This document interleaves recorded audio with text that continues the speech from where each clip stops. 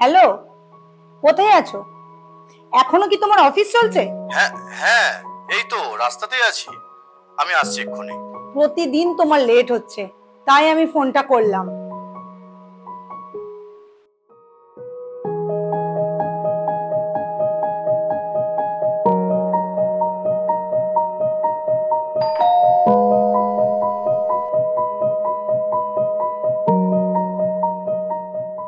কি গো, এত দেরি হলো?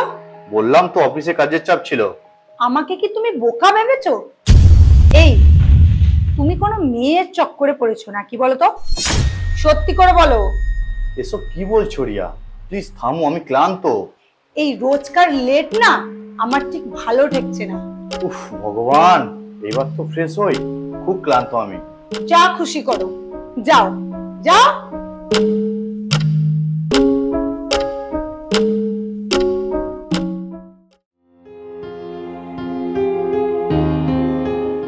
শোনো না, আজ একটু ঘুরতে যাবো, চলো। রিয়া, আজ হবে না, কাজের খুব চাপ। তা তো বলবেই, অজুহাত এইসব। আমি আর কখনো কোথাও যাব না। আরে বোঝো তো একটু আমাকে, অফিসে বস আর বাড়িতে তুমি, আমি শেষ হয়ে যাচ্ছি। থাক, অনেক হয়েছে। তোমার তো একটু সময় নেই আমার জন্য। না জানি কোথায় কি করে বেড়াচ্ছ। রিমি, ছি, যা মুখে আসছে বলে যাচ্ছ। আমি রাত দিন এক করে পরিশ্রম করি যাতে এই সংসার তুমি সব ভালো থাকো। তোমার কি মনে হয় আমি খুব আনন্দে আছি? তোমাদের মেয়েদের রাগ অভিমানের তো কোনো শেষই হয় না। অফিসে বসের কথা শুনি আর বাড়িতে তোমার। বন্ধুদের সাথে টাইম স্পেন্ড করতে পারি না আমি। সারা রাত জেগে কাজ করি আমি, সারাদিন অফিসে পরিশ্রম করি আমি।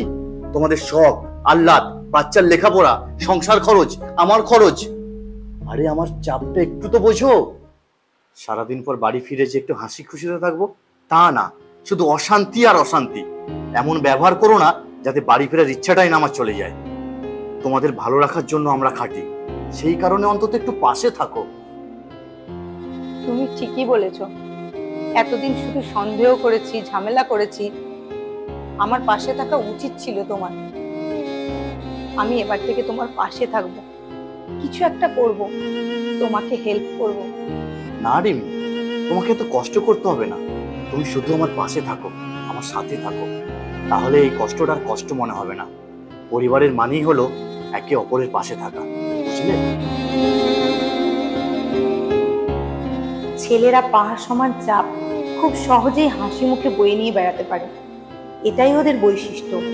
তাই বলে তাদের স্ত্রীরা নানান অহেতুক ঝামেলা করে এই চাপ আরো বাড়িয়ে না দিয়ে ওদের একটু বুঝুন, পাশে থাকুন। দেখবেন দাম্পত্য জীবন আরো সুন্দর ও সুস্থ স্বাভাবিক হয়ে উঠবে। মনে রাখবেন, ওরা সারাদিন খাটে আপনার মুখে দুমুঠো অন্ন তুলে দেওয়ার জন্যই। তাই ওদের পাশে থেকে ওদের ওই পাহাড় সমান চাপটাকে একটু কমিয়ে দিন।